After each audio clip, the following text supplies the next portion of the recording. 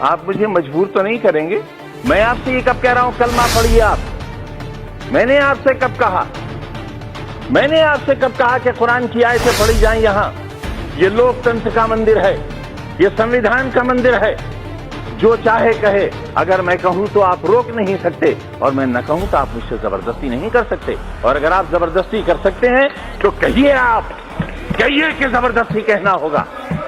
اگر سنویدھان میں کہیں کسی مذہبی کتاب کا کوئی شلوک، کوئی آیت پڑھنے کے لیے کہا گیا ہو، میں سب سے پہلا ویکتی ہوں گا جو اس حکم پر نتمستک کروں گا۔ مانو سنویدھان کو۔ میں بھی یہی کہہ رہا ہوں، ہمیں سنویدھان کو ماننا چاہیے، اور جو لوگ سنویدھان کو نہیں مانیں گے وہ دیش کے ساتھ اچھا نہیں کریں گے، کیونکہ یہ دیش بہرحال سب کا ہے۔ پورا جسم ہاتھوں سے بنا ہوا نہیں ہے، پورا جسم پیروں سے بنا ہوا نہیں ہے۔ شریر کا ایک حصہ ختم کر دیا جائے، انسان انسان نہیں رہ جائے گا۔ ہندوستان ایک بہترین انسان ہے، اسے بہترین انسان بنا رہنے دیا جانا چاہیے۔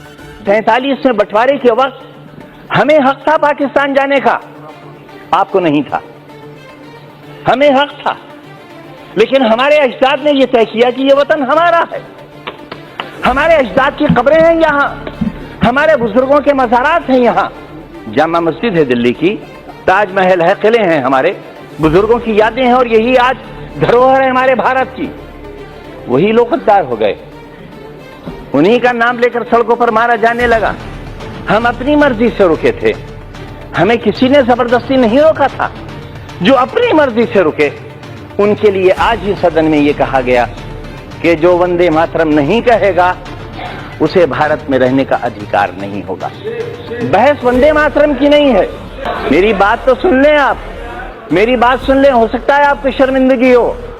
بات وندے ماترم کی نہیں ہے ماننے والا۔ اگر قانون کی بات کروں تو سپریم کورٹ کہتا ہے کہ وندے ماترم کے لیے مجبور نہیں کیا جا سکتا، سب سے بڑی عدالت وہ بھی ہے۔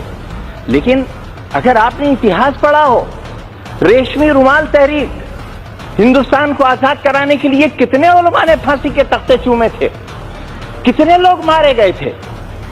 دیش میں نہ جانے کتنی مٹی کی پہاڑیاں وہ ہیں جن میں ہماری لاشیں آج بھی سڑ گئی ہوں گی لیکن ان میں دفن ہے۔ ریشمی رومال تحریک میں اگر آپ ریشمی رومال کی تصویر دیکھیں گے تو اس پر بھارت ماں کی تصویر چھپی ہوئی ملے گی آپ کو۔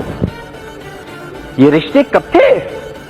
یہ 1942 میں جب ہندو اور مسلمان نے ایک برتن میں کھانا کھایا تھا، تب انگریز کو لگا تھا کہ وہ اب ہندوستان میں راج نہیں کر سکے گا، اور 1942 سے ہی اس نے اپنا بستر باندھنا شروع کر دیا تھا، اور 1947 میں ہندوستان آزاد ہو گیا تھا۔ ہم آج بھی ایک ہی محلے میں رہتے ہیں، ایک گھر میں بیٹھتے ہیں، ہمیں کسی کو ایک دوسرے سے ڈر نہیں لگتا۔ لیکن جب ہم چنی ہوئی سنستھاؤں میں آتے ہیں، جب ووٹ جیسی چیز ہمارا مقدر بننے والی ہوتی ہے، تب انسانیت کے سارے رشتے ہمارے ٹوٹ جاتے ہیں ماننے والے۔ اس سے دیش بہت کمزور ہو رہا ہے، اس سے ہم بہت کچھ کھو رہے ہیں۔